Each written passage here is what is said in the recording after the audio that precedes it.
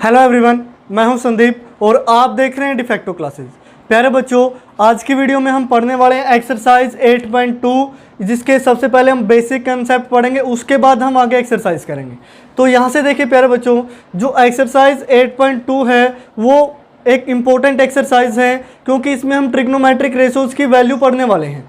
तो यहाँ से देखिए, जो आज का हमारा टॉपिक है वो है trigonometric ratios of some specific angle, यानी कि कुछ ऐसे स्पेसिफिक एंगल हैं जिन पे हमें ट्रिग्नोमेट्रिक रेशोज की वैल्यू पढ़नी है कि वो क्या होती है। अब वो जो कुछ स्पेसिफिक एंगल है वो मैं आपको बता देता हूँ, जो अकॉर्डिंग टू 10th क्लास यानी कि 10th क्लास के सिलेबस के अकॉर्डिंग जो आप पढ़ने वाले हैं वो है 0 डिग्री, उसके बाद है 30 डिग्री, उसके बाद है 45 डिग्री, उसके बाद है 60 डिग्री और उसके बाद है 90 डिग्री। यानी कि टोटल 5 एंगल्स हैं जिन पे आप हर एक ट्रिग्नोमेट्रिक रेशोज की वैल्यू फाइंड आउट करोगे। तो प्यारे बच्चों, आइए शुरुआत करते हैं। अब ट्रिग्नोमेट्रिक रेशोज फाइंड आउट करने के लिए, यानी कि वैल्यू फाइंड आउट करने के लिए, मैंने पहले भी आपको बताया था कि जो 10th क्लास की ट्रिग्नोमेट्री है वो सारी राइट एंगल ट्रायंगल पे डिपेंड है। तो हम एक राइट एंगल ट्रायंगल है जो वो सपोज कर लेते हैं। तो यहाँ से देखिए, let us suppose a right angle triangle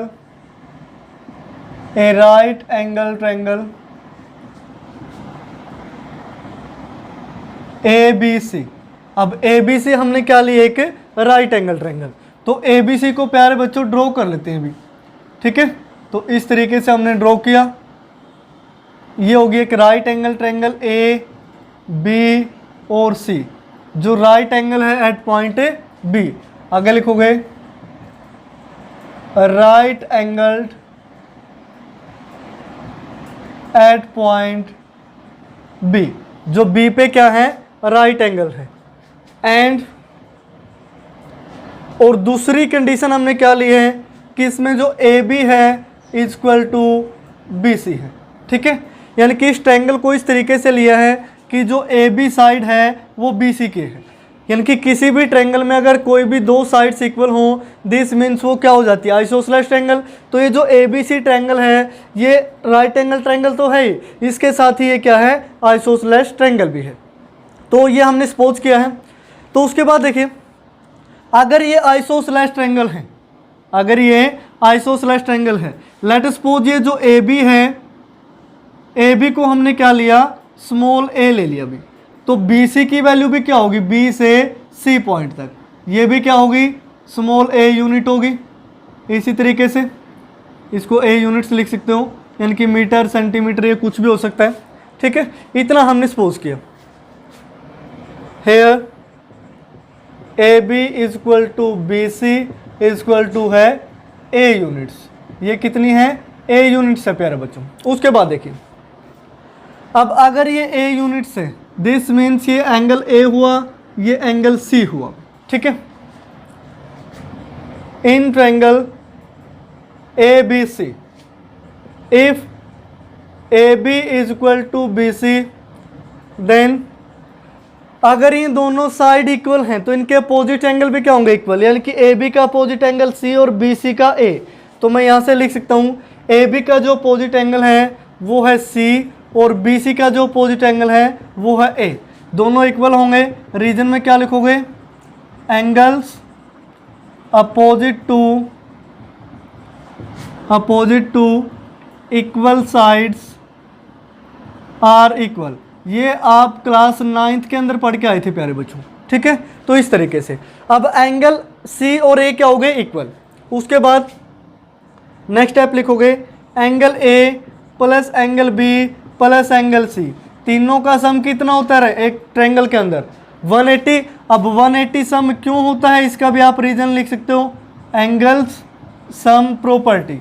ये किसकी हेल्प से आपने लिखा, angle sum property of A triangle. यानी कि एक ट्रायंगल की एंगल सम प्रॉपर्टी क्या कहती है कि तीनों एंगल का सम 180 डिग्री होगा। अब देखिए, A और C तो इक्वल हैं, मैं A की जगह C भी लिख सकता हूँ, C की जगह A भी लिख सकता हूँ। तो A as it is plus B हमें 90 डिग्री गिवन है, क्योंकि राइट एंगल है तो B की जगह 90 डिग्री, और ये जो C है A के इक्वल है, तो दिस मीन्स C की जगह भी हमने क्या लिख लिया, A equal to 180 degree. A plus A 2 into angle A. अब 180 माइनस 90, 90 डिग्री हो गया। तो एंगल ए की वैल्यू क्या है, 2 डिवाइड में चला जाएगा 45। ठीक है, अगर एंगल ए 45 है, this means angle A is equal to C is equal to 45। दोनों की वैल्यू क्या आ गई, 45। तो यहाँ भी 45 डिग्री, यहाँ भी 45 डिग्री, और ये हो गया 90 डिग्री। इतना समझ आया। उसके बाद देखिए प्यारे बच्चों, अब ए और सी 45 आ चुका है। अगर मैं हाइपोटेन्यूज की वैल्यू निकालना चाहूँ, अगर मैं हाइपोटेन्यूज की वैल्यू निकालना चाहूँ तो नेक्स्ट स्टेप में यहाँ लिख देता हूँ। नेक्स्ट स्टेप में आप लिखेंगे in right angle triangle, in right angle triangle A B C, A B C, जो राइट एंगल ट्रायंगल है उसमें ए सी का स्क्वायर किसके इक्वल होगा, ए बी का स्क्वायर प्लस बी सी का स्क्वायर। ये क्यों लिखा, using Pythagoras theorem, using Pythagoras theorem. अब पाइथागोरस थ्योरम की हेल्प से आप ऐसा लिख सकते हैं। अब ए सी का square is equal to, A B की वैल्यू हमने क्या ली है, ए यूनिट, तो ये ए स्क्वायर हो गया, प्लस बी सी भी ए यूनिट है तो ये ए स्क्वायर हो गया। तो ए सी के स्क्वायर की वैल्यू क्या है, ए स्क्वायर प्लस ए स्क्वायर 2 ए स्क्वायर। तो ए सी की वैल्यू क्या है, इसका अंडर रूट हो जाएगा, यानी कि अंडर रूट 2 और ए स्क्वायर का अंडर रूट करोगे तो ए। तो ए सी की वैल्यू क्या है, अंडर रूट 2a यूनिट्स। तो ए सी की जगह मैं लिख लेता हूँ यहाँ अंडर रूट 2a यूनिट्स। तो इस तरीके से प्यारे बच्चे टोटल ए सी कितनी है, अंडर रूट 2a यूनिट्स। यानी कि एक ट्रायंगल की हम तीनों साइड निकाल चुके हैं, एक ट्रायंगल की तीनों साइड निकल चुकी है। तो कोई भी ट्रिग्नोमेट्रिक रेशियोज की आप वैल्यू निकाल देंगे। अब हम स्टार्टिंग में यानी कि एंगल ए की रिस्पेक्ट में बात करेंगे।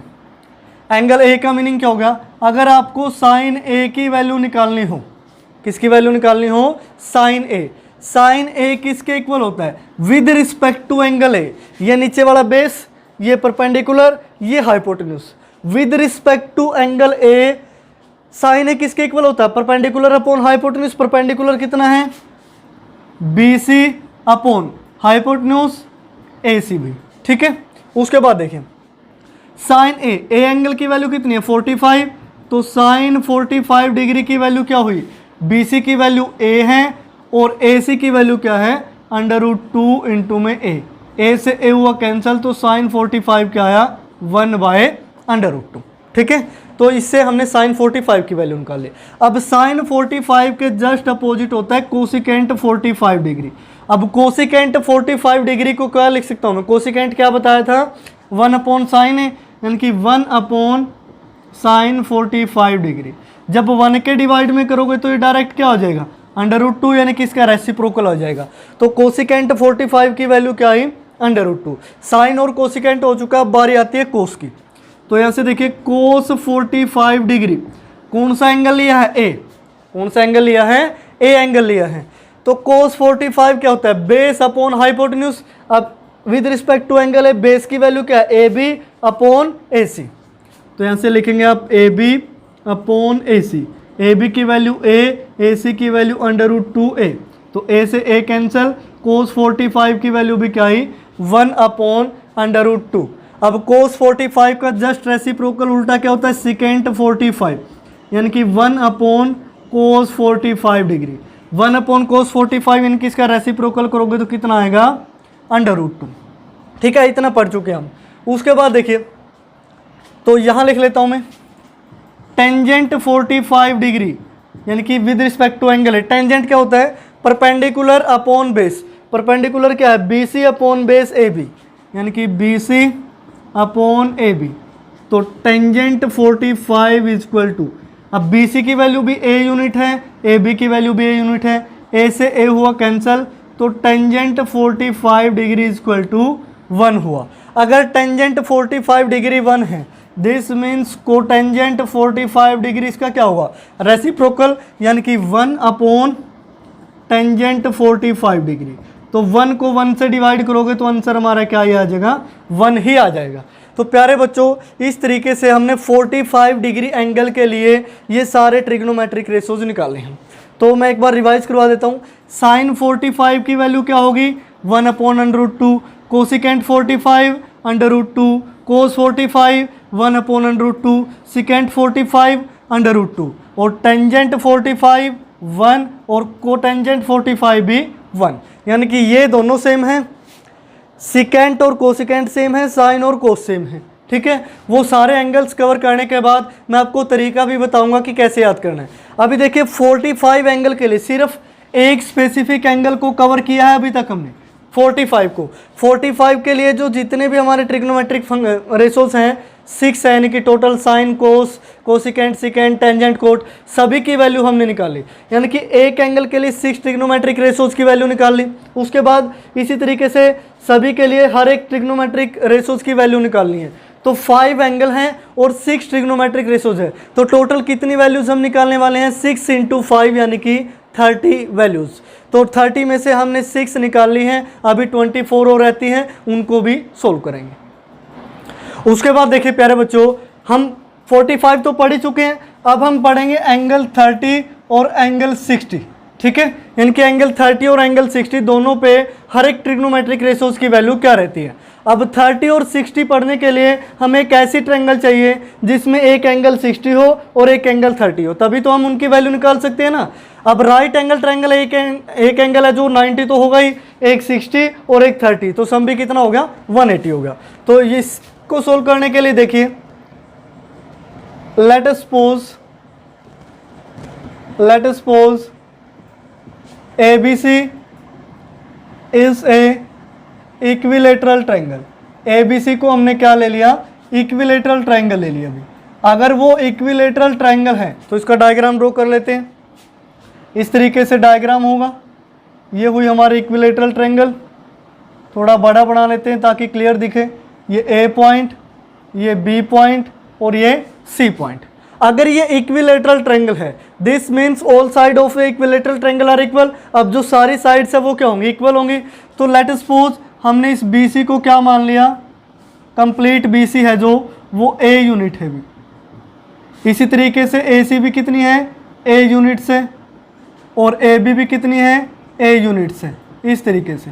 ठीक है, अब अगर ABC एक इक्विलेटरल ट्रायंगल है तो हम ये जानते हैं कि ABC यानी कि इक्विलेटरल ट्रायंगल है, तो हर एक एंगल कितने डिग्री का होगा, 60 डिग्री का, यानी कि ये भी 60 डिग्री होगा, यहाँ पे भी 60 डिग्री होगा। ठीक है, और ये ऊपर वाला एंगल भी कितना होगा, 60 डिग्री होगा। अभी लिखते नहीं है, उसका रीज़न बताता हूँ। तो अब हम क्या करते हैं कि मीडियन ड्रॉ करते हैं। अब इक्विलेटरल ट्रायंगल में मीडियन, एल्टीट्यूड, परपेंडिकुलर एक ही चीज़ होती है, अलग अलग नहीं होती। तो जब A पॉइंट से आप मीडियन ड्रॉ करोगे इस तरीके से, ठीक है, ये मीडियन है जो वो परपेंडिकुलर होता है अपोजिट साइड पे, यानी कि A पॉइंट्स को ज्वाइन कर देते हो BC के साथ परपेंडिकुलर, तो लेट अस सपोज ये हो गया D पॉइंट। अब प्यारे बच्चों एक चीज़ बताओ, अब अगर ये D मीडियन है, ये इक्विलेटरल ट्रायंगल की प्रॉपर्टी होती है कि जो AD मीडियन है इक्विलेटरल ट्रायंगल में परपेंडिकुलर होता है अपोजिट साइड पे, और ये जो A एंगल है इसको हाफ हाफ में डिवाइड कर देता है, यानी कि इसका बाइसेक्टर होता है, यानी कि यहाँ 30 डिग्री और इस साइड भी कितना बचा, 30 डिग्री, और यहाँ पे 90 हो गया, यहाँ पे 60। देखिए इस जो फर्स्ट ट्रायंगल है इसमें एंगल्स का सम कितना हुआ, 180, और इसी तरीके से सेकंड ट्रायंगल में भी सम कितना हुआ, 180 हुआ। अब एक चीज़ और, अगर BC कंप्लीट A यूनिट है तो BD क्या होगी, उसकी हाफ होगी, हाफ यानी कि A/2, और ये भी कितनी रहेगी, A/2, यानी कि आधा रहेगा ना। अगर टोटल 10 है तो 5 ये रहेगी, 5 ये रहेगी। ठीक है, ये इक्विलेटरल ट्रायंगल के अंदर होता है भी। तो यहाँ से देखिए हमने ABC को एक इक्विलेटरल ट्रायंगल एज्यूम किया है in which angle A equal to है एंगल B के, इक्वल टू है एंगल C के, और सभी की वैल्यू क्या है, 60 डिग्री। उसके बाद हम क्या करते हैं, draw AD perpendicular to BC and D is the midpoint of side BC। ठीक है, उसके बाद और है and AD line bisects angle A। तो ये सारी चीज़ें हमने लिख ली कि जो AD है वो एंगल A को बाइसेक्ट करता है, और जो D है मिड पॉइंट है BC का। तो यहाँ से देखिए, let A B is equal to B C is equal to A C is equal to क्या है, ए यूनिट से, ठीक है, ए यूनिट से। देन जो बी डी की वैल्यू होगी वो क्या होगी, ए बाई टू। अब बी डी की वैल्यू क्या आई, a by two units. Reason में क्या लिखोगे, because D is the mid point of side B C. तो इतना हम कर चुके हैं अभी। उसके बाद देखिए, in right angle triangle, in right angle triangle, ये फर्स्ट वाली राइट एंगल ट्रायंगल लेते हैं अभी। फर्स्ट वाली क्या है, A B D, A B D, ठीक है। और अगर ये डी परपेंडिकुलर है तो ये 90 होगा। अब यहाँ से देखिए, इस राइट एंगल ट्रायंगल के अंदर हम क्या लिख सकते हैं कि जो ए बी का होल स्क्वायर होगा वो होगा बी डी का whole square plus A D का होल स्क्वायर, बी डी का whole square plus A D का होल स्क्वायर।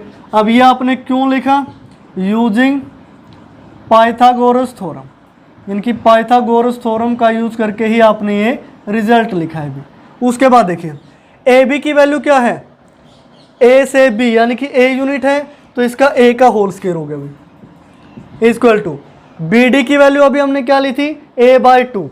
तो ए बाई टू का होल स्क्वायर करोगे तो ए स्क्वायर अपॉन 4 हो गया, प्लस ए डी का होल स्क्वायर। अब ए डी के बारे में हमें कुछ भी नहीं पता तो A D square as it is, हम इसी की वैल्यू निकालने वाले हैं। तो ए स्क्वायर माइनस 4 यहाँ माइनस में हो जाएगा, sorry a square minus a square by 4 equal to हो गया ए डी का स्क्वायर। तो यहाँ से 4 एलसीएम, ये क्या हो गया 4a square minus a square, तो ये कितना हो गया 3a square equal to A D का होल स्क्वायर। जब आप दोनों साइड अंडर रूट लेंगे, दिस मीन्स यहाँ से ए डी की वैल्यू क्या आएगी भी, तो 3 का तो अंडर रूट हो जाएगा अंडर रूट 3, ए स्क्वायर का अंडर रूट करोगे a और 4 का अंडर रूट करोगे 2, यानी कि ए डी की वैल्यू क्या आई under root 3 by 2a units. तो यहाँ आप लिख भी सकते हैं जो ए डी की वैल्यू है अंडर रूट 3 बाई 2a, ये ए डी की वैल्यू आ गई, ठीक है। उसके बाद देखिए, अब ए बी डी ट्रायंगल में तीनों साइड्स की वैल्यू पता है, ए बी भी और बी डी भी और ए डी भी, तो इजीली हम सारे ट्रिग्नोमेट्रिक रेशियोज की वैल्यू निकाल सकते हैं। तो यहाँ से आप लिखोगे in right angle triangle, in right angle triangle A B D, अगर साइन बी की बात करें भी, साइन बी, साइन बी यानी कि ये angle with respect to angle B, ये बेस, ये परपेंडिकुलर और ये वाला हाइपोटेन्यूज। साइन क्या होता है, परपेंडिकुलर अपॉन हाइपोटेन्यूज, यानी कि ए डी अपॉन हाइपोटेन्यूज की वैल्यू क्या है ए बी। तो ए डी की वैल्यू देखिए कितनी है अंडर रूट 3 बाई 2a, इसको आपने डिवाइड करना है ए के साथ, किसके साथ है, ए के साथ। तो ए से ए हुआ कैंसल, बी यानी कि एंगल कितना था साइन 60, तो साइन 60 की वैल्यू क्या आई अंडर रूट 3 बाई 2, साइन 60 की वैल्यू अंडर रूट 3 बाई 2। अब इसका जस्ट अपोजिट कोसिकेंट 60 निकाल लीजिए। कोसिकेंट 60 क्या होता है 1 अपॉन साइन 60, तो 1 अपॉन साइन 60 करोगे तो ये रेसिप्रोकल हो जाएगा 2 अपॉन अंडर रूट 3, ठीक है। ये साइन और कोसिकेंट हो चुका है। अब बारी आती है कोस 60 की। कोस 60 यानी कि बेस अपॉन हाइपोटेन्यूज। अब बेस क्या है a बाई 2 और हाइपोटेन्यूज क्या है a, यानी कि a बाई 2 को a से आप डिवाइड करेंगे। a बाई 2 को a से अगर आप डिवाइड करते हैं, यानी कि जैसे छोटी क्लासों में करते थे भी a बाई 2 को डिवाइड करना a से, तो this means multiply 1 by a करेंगे तो सिंपल सा रिजल्ट क्या आया 1 बाई 2, ठीक है। तो इस तरीके से अब कोस 60 का जस्ट रेसिप्रोकल क्या होता है सिकेंट 60, सिकेंट 60 यानी कि 1 अपॉन कोस 60 होगा, तो 1 अपॉन कोस 60 रेसिप्रोकल करोगे तो आंसर क्या आ जाएगा 2 आ जाएगा भी, ठीक है। तो सिकेंट 60 कितना आया 2 होगा। उसके बाद बात करते हैं, यहाँ पे लिख लेते हैं टेंजेंट 60 डिग्री की। अब टेंजेंट 60 डिग्री यानी कि परपेंडिकुलर अपॉन बेस। अब ये बेस है विद रिस्पेक्ट टू एंगल 60, ये क्या है परपेंडिकुलर। अब यानी कि perpendicular under root 3 by 2a और upon a by 2, under root 3 by 2a upon a by 2। जब आप इनको कैलकुलेट करोगे तो देखिए 2 से 2 कैंसिल हो गया, a से a, तो टेंजेंट 60 की वैल्यू क्या आई अंडर रूट 3, तो ये हो गया tangent 60 equal to under root 3। तो कोटेंजेंट 60 की वैल्यू क्या होगी को टेंजेंट 60 की जस्ट रेसिप्रोकल होता है, यानी कि 1 अपॉन टेंजेंट 60 के इक्वल होता है, तो 1 अपॉन ये क्या आ जाएगा √3। तो प्यारे बच्चों 60 के लिए हर एक एंगल की वैल्यू निकाल चुके हैं। साइन 60 √3/2, कोसिकेंट 60 2/√3, कोस 60 1/2, सिकेंट 60 2 और टेंजेंट 60 √3 और को टेंजेंट 60 क्या होता है 1 अपॉन √3। इस तरीके से अब बात करते हैं एंगल 30 की। तो एंगल 30 अगर आपने निकालना हो तो मैं यहाँ लिख लेता हूँ साइन 30 डिग्री। साइन से शुरुआत करते हैं ना। अब साइन 30 डिग्री लिख रहा हूँ, यानी कि 30 डिग्री ये वाला एंगल हाफ, इस तरीके से। अब एक टाइम के लिए इस सेकंड ट्रायंगल को आप भूल ही जाइए, भी ये सेकंड ट्रायंगल भी कहीं एग्जिस्ट करते हैं, कहीं आप इस वाली वैल्यू ना लिख दें, तो इस तरीके से आप इसको भूल जाइए। तो हम सिर्फ इस ट्रायंगल की बात कर रहे हैं जिसमें ये वैल्यू लिखी पड़ी है। अब देखिए साइन 30 है विद रिस्पेक्ट टू 30, यानी कि ये जो AD है ये क्या हो गया बेस, अब परपेंडिकुलर क्या हो गया BD, यानी कि ये तो हुआ हमारा बेस ये साइड और ये हो गया हमारा परपेंडिकुलर और ये तो हाइपोटेन्यूज है। तो इस तरीके से अब साइन 30 की वैल्यू क्या होती है, यानी कि परपेंडिकुलर अपॉन हाइपोटेन्यूज। परपेंडिकुलर क्या है a/2 अपॉन हाइपोटेन्यूज की वैल्यू क्या है a, तो a से a कैंसिल हुआ, वैल्यू क्या बची 1/2। तो साइन 30 होगा 1/2। दिस मीन्स कोसिकेंट 30 की वैल्यू क्या आई, कोसिकेंट 30 1 अपॉन साइन 30, यानी कि रेसिप्रोकल हो जाएगा 2 हो जाएगा भी। तो साइन कोसिकेंट निकल चुके हैं। अब बारी आती है कोस 30 की। कोस 30 क्या होता है बेस अपॉन हाइपोटेन्यूज। अब बेस क्या है ये, यानी कि √3/2a अपॉन हाइपोटेन्यूज की वैल्यू क्या है a, तो a से a कैंसिल, यहाँ से √3/2 आ गया। अब इसी तरीके से कोस का जस्ट अपोजिट सिकेंट 30, यानी कि इसका रेसिप्रोकल हो जाएगा √3/2 है तो 2/√3 होता है भी, इस तरीके से। अब बारी आती है टेंजेंट 30 की। टेंजेंट 30 क्या होता है परपेंडिकुलर अपॉन बेस, ये परपेंडिकुलर है यानी कि a/2 अपॉन बेस की वैल्यू क्या है √3/2a, तो a से a कैंसिल, √2 से 2 कैंसिल, वैल्यू क्या बची 1 अपॉन √3। जब आप इसे कैलकुलेट करोगे तो 1 अपॉन √3 बचेगा। तो अब यहाँ से देखिए कोट 30 की वैल्यू क्या होगी, यानी कि टेंजेंट की जस्ट रेसिप्रोकल, तो 1 अपॉन √3 है तो ये क्या हो जाएगा √3 हो गया। तो इस तरीके से देखिए हमने 6 रेशोज पहले निकाले थे, 45 डिग्री एंगल था, 6 60 में निकाले और 6 30 में। टोटल 18 ट्रिग्नोमेट्रिक रेशोज कंप्लीट हो चुके हैं। और कितने कंप्लीट करने हैं 30, यानी कि यहाँ से देखिए 30 एंगल कंप्लीट हो चुका है, 45 हो चुका है, 60 सिर्फ रहता क्या है 0 और 90 डिग्री। अभी उसको भी कंप्लीट करेंगे। तो एक बार इसको देख लीजिए, साइन 30 1/2 आया है, कोसिकेंट 30 2 आया है, सिकेंट 30 √3/2, कोस 30 √3/2, सिकेंट 30 2/√3, टेंजेंट 30 1 अपॉन √3 और कोट टेंजेंट 30 √3, यानी कि 18 रेशोज की वैल्यू निकल चुकी है। तो प्यारे बच्चों अब बाकी जो 12 है उनको भी सोल्व करते हैं और उसके बाद मैं आपको ट्रिग्नोमेट्रिक टेबल के बारे में बताऊंगा, क्योंकि आपके सिलेबस में सिर्फ 0 to 90 वैल्यू ही है और सिर्फ ये 5 एंगल ही हैं। इन्हीं 5 एंगल पे आपको वैल्यू पूछी जाएगी, इससे बाहर आपका कोई क्वेश्चन नहीं आएगा। आप ये मत सोचना कि सर 30 डिग्री है, हम 15 डिग्री की वैल्यू कैसे निकालें, हम 50 डिग्री की वैल्यू कैसे निकालें, हम 75 की वैल्यू कैसे निकालें, वो आप क्लास 11th में पढ़ोगे। फिलहाल आप सिर्फ इन 5 एंगल पे फोकस करें, इन 5 पे ही आपने हर एक ट्रिग्नोमेट्रिक रेशोज की वैल्यू पता हो और यही आपके एग्जाम में आने वाली है। अभी 0 और 90 और रहता हम उनको करेंगे, तो तब तक ये आप कंप्लीट करें इसको अच्छी तरीके से। अभी मैं उसको याद करने का तरीका भी आपको बताऊंगा कि कैसे आप इनको 1 मिनट के अंदर याद कर सकते हैं। उसके बाद देखिए प्यारे बच्चों, अब हम बात करते हैं एंगल 0 डिग्री और एंगल 90 डिग्री की। अब उसको समझने के लिए यहाँ कुछ डायग्राम ड्रॉ किए गए हैं, मैं इनको समझाता हूँ अच्छी तरीके से।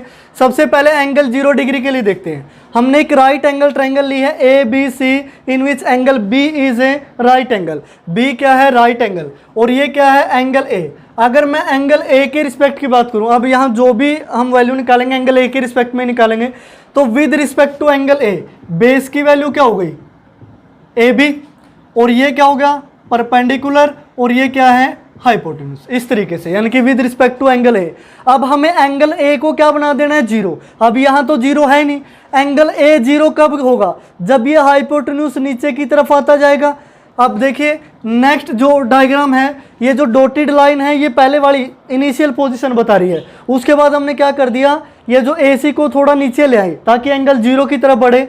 अब आगे उसको थोड़ा और नीचे ले आए, आगे देखिए AC नीचे आते आते यहाँ B पॉइंट पे मिल गई। यानी कि देखिए जैसे मैं यहाँ एग्जांपल लेता हूँ, ये दो साइड से भी हमें ये एंगल 0 बनाना है। ये एंगल 0 कब होगा, जब ये दोनों साइड एक दूसरे के बिल्कुल पैरेलल यानी कि कोइंसिडेंट हो जाएगी, तभी तो एंगल क्या होगा 0। इसी तरीके से जो AC है पहले ऊपर थी, फिर थोड़ा नीचे लेके आए, फिर थोड़ा नीचे समझाने के लिए, उसके बाद बिल्कुल ही AB के ऊपर मिला दिया इसको, यानी कि AB और AC एक ही चीज़ हो गई। अब देखिए AB क्या था, बेस, और BC परपेंडिकुलर। अब इस डायग्राम की हेल्प से अब फाइनल डायग्राम पे हम पहुंच चुके हैं, यानी कि डायग्राम नंबर 4। इसी की बात होगी डायग्राम नंबर 4 की। तो यहाँ से देखिए जो बेस की वैल्यू थी वो क्या थी, बेस था AB, बेस क्या था AB। अब बेस AB था तो बेस तो AB ही है, कोई इफेक्ट नहीं पड़ा इसमें। अब परपेंडिकुलर क्या था BC, तो यहां से हम लिखते हैं परपेंडिकुलर BC। अब देखिए परपेंडिकुलर BC, अब BC तो एक क्या हो चुका है, पॉइंट हो चुका है ना। जब ये साइड बिल्कुल AB के ऊपर आ गई तो B और C के बीच की डिस्टेंस देखिए यहाँ कम होती जा रही है, फिर कम, और B और C तो बिल्कुल एक पॉइंट ही हो गया, यानी कि एक ही पॉइंट के दो नाम हो गए। तो परपेंडिकुलर BC की वैल्यू क्या है 0। अब जब फाइनल पोजीशन में AC की वैल्यू किसके इक्वल हो चुकी है, AB के, देखिए AC भी वही है और AB भी वही है। तो यहाँ इनकी बेस AB को मैं क्या लिख सकता हूँ, AC के इक्वल, और AC क्या है, हाइपोटेन्यूज है। दिस मीन्स, कहने का मीनिंग क्या हो गया कि इस फाइनल रिजल्ट में जब एंगल 0 डिग्री हो जाएगा, बेस किसके इक्वल हो जाएगा, हाइपोटेन्यूज के, और परपेंडिकुलर BC क्या हो जाएगा 0 हो जाएगा। आई बात समझ में। तो यहाँ से अब एंगल की वैल्यू निकालते हैं, यानी कि साइन 0 डिग्री, साइन 0 डिग्री यानी कि with respect to angle A की बात हो रही है, A को ही हमने 0 बनाया। अब साइन क्या होता है P/H, यानी कि परपेंडिकुलर अपॉन हाइपोटेन्यूज। अब परपेंडिकुलर कितना है 0, और हाइपोटेन्यूज की वैल्यू जो मर्जी हो। अब 0 को जिस मर्जी से डिवाइड करो, आंसर आपका क्या आएगा 0 ही आएगा। उसके बाद कोसिकेंट 0 डिग्री, कोसिकेंट क्या होता है 1 अपॉन साइन 0 डिग्री, तो 1 अपॉन साइन 0 डिग्री की वैल्यू 0, और 1 अपॉन 0 की वैल्यू क्या होती है अनडिफाइंड। इसको हम क्या लिखते हैं अनडिफाइंड वैल्यू, यानी कि इसके बारे में हमें कुछ भी नहीं पता। अनडिफाइंड लिख सकते हैं या फिर इनफाइनाइट लिख सकते हैं भी, इस तरीके से, ठीक है। उसके बाद बात करते हैं कोस 0 डिग्री की। अब कोस क्या होता है B/H, यानी कि बेस अपॉन हाइपोटेन्यूज। अब बेस क्या है AB, base AB upon hypotenuse क्या है AC, और दोनों क्या है इक्वल, यानी कि बेस किसके इक्वल है हाइपोटेन्यूज के। अगर इक्वल है यानी कि 2/2 है, 3/3 है, तो कैंसिल होकर वैल्यू क्या आ जाएगी 1 आ जाएगी, क्योंकि दोनों क्या है इक्वल हैं, इस तरीके से। तो कोस 0 कितना हो गया 1। तो अब सिकेंट 0 की वैल्यू क्या होगी, सिकेंट 0 यानी कि इसका रेसिप्रोकल 1 अपॉन कोस 0, तो ये भी क्या होगा 1 हो गया भाई। अब बारी आती है टेंजेंट 0 की। टेंजेंट 0 यानी कि परपेंडिकुलर अपॉन बेस। अब परपेंडिकुलर कितना है, परपेंडिकुलर यानी कि 0, परपेंडिकुलर 0। अब बेस जो मर्जी हो, 0 को किसी चीज़ से भी डिवाइड करोगे वो 0 ही हो जाएगा।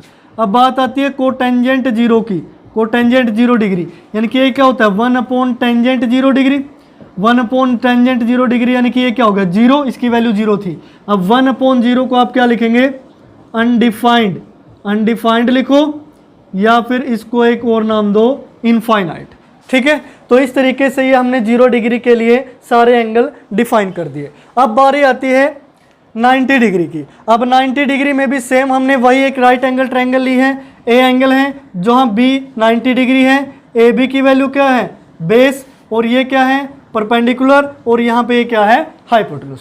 तो प्यारे बच्चों अब ए एंगल को हमने 90 डिग्री करना है। अब 90 डिग्री कब होगा जब ये इस तरीके से साइड चलती जाएगी, यानी कि बिल्कुल परपेंडिकुलर, इस ए बी के क्या हो जाएगी परपेंडिकुलर। तो हमने क्या किया ए पॉइंट को आगे खिसकाना स्टार्ट कर दिया, यानी कि डॉटेड लाइन किसको शो कर रही है इनिशियल पोजीशन को, स्टार्टिंग पोजीशन को। अब ए एंगल और बढ़ गया यहाँ पे, फिर ए एंगल को थोड़ा और आगे लेके गए, थोड़ा और इंक्रीज हो गया, ऐसे लेके जाते जाते ए को हम बी पॉइंट तक ले गए, तभी तो ये क्या होगा 90 डिग्री। अब यहाँ से देखिए ए बी क्या था बेस, तो जो ए बी यानी कि बेस की वैल्यू क्या हो चुकी है जीरो हो चुकी है फाइनल पोजीशन पे, ए और बी एक ही पॉइंट हो गया। अब बी सी भी वही है और ए सी भी वही है, यानी कि बी सी और ए सी की वैल्यू क्या हो चुकी है, इक्वल हो चुकी है। और बी सी और ए सी क्या थे, हाइपोटेन्यूज और परपेंडिकुलर। दिस मीन्स आप यहाँ से क्या लिख सकते हैं कि हाइपोटेन्यूज इक्वल हो चुका है परपेंडिकुलर के। ये फाइनल पोजीशन है, फोर्थ पोजीशन एंगल 90 डिग्री के केस में, यानी कि ए एंगल अब 90 डिग्री हो चुका है। तो यहाँ से देखिए, अब अगर आपको साइन 90 डिग्री की वैल्यू निकालनी है, साइन 90 क्या होता है अभी, पी बाई एच, पी यानी कि परपेंडिकुलर अपॉन एच, यानी कि पी बाई एच इस तरीके से। अब परपेंडिकुलर और हाइपोटेन्यूज तो क्या हो चुके हैं, एक जैसे हो चुके हैं ना, दोनों इक्वल हैं, यानी कि एच और पी ये तीनों एक ही चीज़ लिख रखी है मैंने, एच और पी दोनों क्या है, इक्वल। तो इक्वल क्वांटिटी को कैंसिल करोगे तो वैल्यू क्या आएगी, 1, यानी कि साइन 90 क्या हो गया 1। अब कोसिकेंट 90 यानी कि इसका जस्ट अपोजिट 1 अपॉन साइन 90, इसका रेसिप्रोकल करोगे 1 का रेसिप्रोकल क्या आएगा, 1 ही आ जाएगा। उसके बाद देखिए कोस 90 डिग्री की बात करते हैं। कोस 90 डिग्री क्या होता है, बी अपॉन एच, बी यानी कि बेस अपॉन एच, एच यानी कि हाइपोटेन्यूज। बेस की वैल्यू क्या है 0, 0 अपॉन एच, यानी कि 0 को किसी भी चीज़ से डिवाइड करोगे तो वो तो 0 ही आएगा। अब कोस 90 का जस्ट रेसिप्रोकल क्या होता है, सिकेंट 90, यानी कि 1 अपॉन कोस 90। तो 1 अपॉन कोस 90 की वैल्यू क्या है 0, तो 1 अपॉन 0 यानी कि अनडिफाइंड वैल्यू होती है अभी। अनडिफाइंड भी लिख सकते हो, इनफाइनाइट भी लिख सकते हो, इससे कोई इफेक्ट नहीं पड़ेगा। तो उसके बाद देखिए टेंजेंट 90 की बात करते हैं। टेंजेंट 90 यानी कि परपेंडिकुलर अपॉन बेस। अब परपेंडिकुलर देखिए, परपेंडिकुलर ये है, यहाँ पे बेस 0 है, तो p बाय बेस की वैल्यू 0, परपेंडिकुलर की वैल्यू जो मर्जी 0 हो, किसी भी चीज़ को अगर 0 से डिवाइड करोगे तो वो भी क्या आएगा, अनडिफाइंड ही आएगा भी। तो इस तरीके से अब बात करते हैं कोटेंजेंट 90 की।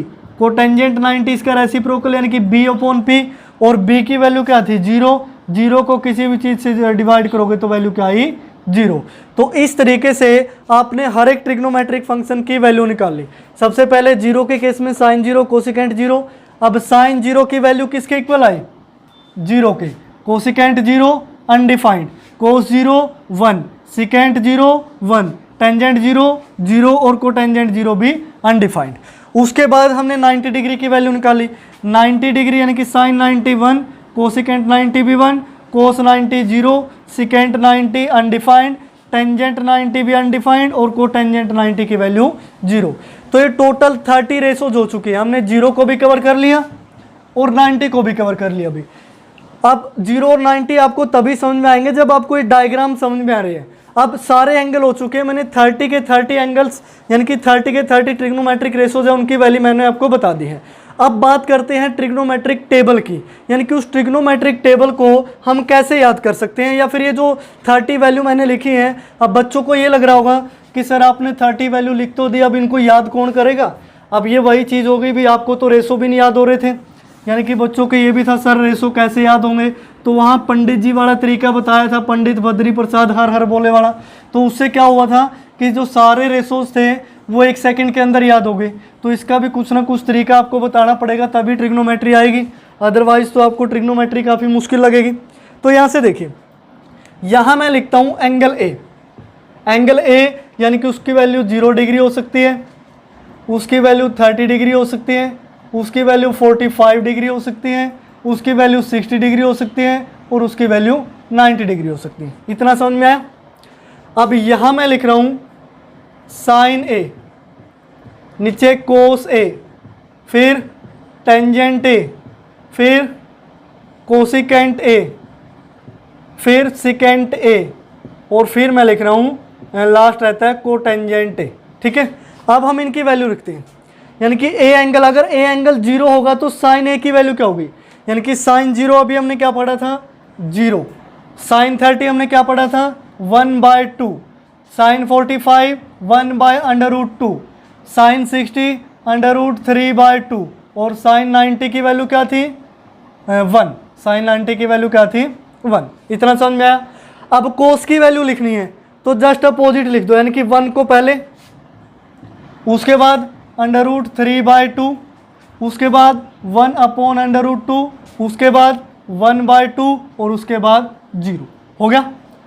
कोस का हमने लिख दिया। अब टेंजेंट क्या होता है, साइन ए अपॉन कोस ए, 0 को 1 से डिवाइड करोगे जीरो, जीरो का 1 से डिवाइड करोगे जीरो, 1/2 को √3/2 से डिवाइड करोगे 1/√3, 1/√2 को 1/√2 से डिवाइड करोगे 1। अब इसको डिवाइड करोगे तो √3, और 1/0 क्या होता है, अनडिफाइंड लिख सकते हो या इन्फिनिटी लिख सकते हो, आप जो मर्जी लिखो, अनडिफाइंड ही लिख देते हैं 10th लेवल पे। तो उसके बाद देखिए ये हो गया टेंजेंट। अब कोसिकेंट क्या होता है, 1/sin, यानी कि 1/0 करोगे 1/0 यानी कि अनडिफाइंड, 1/0 अनडिफाइंड। 1 के डिवाइड में 1/2 यानी कि 2, इसका रेसिप्रोकल, इसका रेसिप्रोकल √2, इसका रेसिप्रोकल 2/√3, और 1 का रेसिप्रोकल 1 होगा। अब सिकेंट यानी कि कोस का रेसिप्रोकल होता है, सिकेंट यानी कि कोस का रेसिप्रोकल, 1 का रेसिप्रोकल करोगे 1, 2/√3 का √3/2 का 2/√3 हो गया, यहाँ से √2 हो गया, यहाँ से 2 हो गया, और 1/0 करोगे ये क्या आ जाएगा, अनडिफाइंड। ठीक है, ये क्या आ गया, अनडिफाइंड। अब बारी आती है कोट की। कोट किसका रेसिप्रोकल होता है, टेंजेंट का, यानी कि 1/टेंजेंट होता है, 1/0 करोगे अनडिफाइंड। उसके बाद 1/√3 का रेसिप्रोकल √3, 1 का 1, √3 का 1/√3, और 1 अनडिफाइंड यानी कि यहाँ पे वैल्यू क्या हो जाती है, 0। ठीक है, यानी कि जस्ट उल्टा लिखना है, पहले अनडिफाइंड, फिर √3, फिर 1, फिर 1/√3, और फिर 0। यानी कि इस तरीके से अगर हम एक अकेले साइन की वैल्यू लिख लें तो सभी की वैल्यू निकाल सकते हैं। अब देखिए हमने लिखी तो साइन की वैल्यू थी ना, साइन की बस 0 से 60 आप याद कर लीजिए, वो सारा हो जाएगा। अगर साइन की भी वैल्यू है जो वो याद नहीं रहती, तो इसका एक और तरीका बताता हूँ। ये 0 डिग्री है, इस पे 0 लिखें, आगे 1, आगे 2, आगे 3, और आगे 4, यानी कि टोटल 5 एंगल है। 0 से स्टार्ट करना है तो 4 तक ही जाएगा।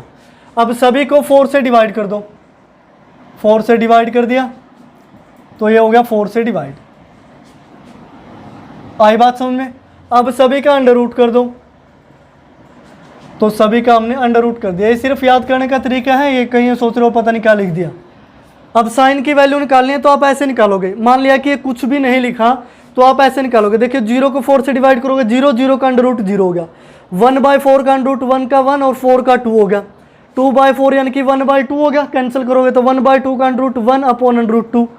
अब ये अंडर रूट 3/4 का कितना हो गया, 2, 4/4 1 का अंडर रूट 1, तो साइन की वैल्यू निकल गई। बस सिंपली आपको क्या करना है कि टेबल जब आप बनाओ तो 0, 30 ये सारे एंगल लिखें, स्टार्टिंग में 0, 1, 2, 3, 4 काउंटिंग लिख ली, सभी को 4 से डिवाइड कर दिया, फिर अंडर रूट कर दिया, किसकी वैल्यू आ गई, साइन की। अब साइन का जस्ट अपोजिट लिखना शुरू करना है, 1 √3/2 ये, फिर ये, और फिर लास्ट में 0, यानी कि ये किसकी वैल्यू आ गई, कोस की। अब टेंजेंट थी तो साइन को कोस से डिवाइड करते जाओ, 0/1 0, इसके अपोन में ये, इसके अपोन में ये, इस तरीके से टोटल। तो ये वैल्यू आ गई टेंजेंट की। कोसिकेंट की चाहिए तो 1/sin, 1/sin हर जगह करते जाओ। इसकी सिकेंट की चाहिए तो 1/cos करते जाओ, ठीक है। और कोटेंजेंट की चाहिए तो 1/टेंजेंट करते जाओ, या फिर टेंजेंट का उल्टा लिख लो इस तरीके से। यानी कि हर एक वैल्यू एक दूसरे से लिंक होती है, तभी आप इनको याद रख पाते हैं। अगर मैं लिख देता कि 30 की 30 वैल्यू, आप देखिए 2/√3 कितनी जगह रिपीट हो रहा है। अगर 30 के 30 कुछ अलग ही वैल्यू होती है, यानी कि कोई भी रिपीटिशन ना होती, तो उनको याद करना मुश्किल हो जाता। यहाँ तो हर एक ट्रिग्नोमेट्रिक रेशोज का बाकी के जो 5 ट्रिग्नोमेट्रिक रेशोज है उनके साथ कुछ ना कुछ रिलेशन पक्का है। यानी कि अब इस एक्सरसाइज 8.2 के अंदर क्वेश्चन तभी आप सोल्व कर पाएंगे जब आपको ये ट्रिग्नोमेट्रिक टेबल है अच्छी तरीके से याद हो जाती है। तरीका मैंने आपको बता दिया है साइन की वैल्यू निकालने का, बाकी आप खुद से निकाल सकते हैं। और देखिए ट्रिग्नोमेट्रिक टेबल को लिख तो हर कोई सकता है कि सर ये पेन कॉपी है और मैं आराम से लिख सकता हूँ, क्योंकि तरीके सबको पता होता है। लेकिन लिखना हमारा काम नहीं है, हमारा काम है याद करना। हम मान लिया किसी क्वेश्चन में आपसे sin 30 की वैल्यू पूछी जाए, क्या आप sin 30 की वैल्यू के लिए इतनी सारी टेबल बनाओगे? या फिर जिसमें कोट 45 की वैल्यू पूछी जाए तो टेबल तो नहीं बनाएंगे ना। उसमें तो हमें डायरेक्ट याद होनी चाहिए कि कोट 45 1 होता है, बस 1 सेकंड के अंदर सोल्व हो गया। अगर आप टेबल बनाने लगोगे, कहीं मिस्टेक होगी, कहीं से सही नहीं बनी, तो वो सारे क्वेश्चन गलत करवा देगी। तो कोशिश करें कि आप इसको अच्छी तरीके से याद करें। 30 की 30 वैल्यू ज़्यादा नहीं है, ओनली 30 है, आराम से याद हो जाएगी। और टेबल बनाने का तरीका मैंने आपको बता दिया है।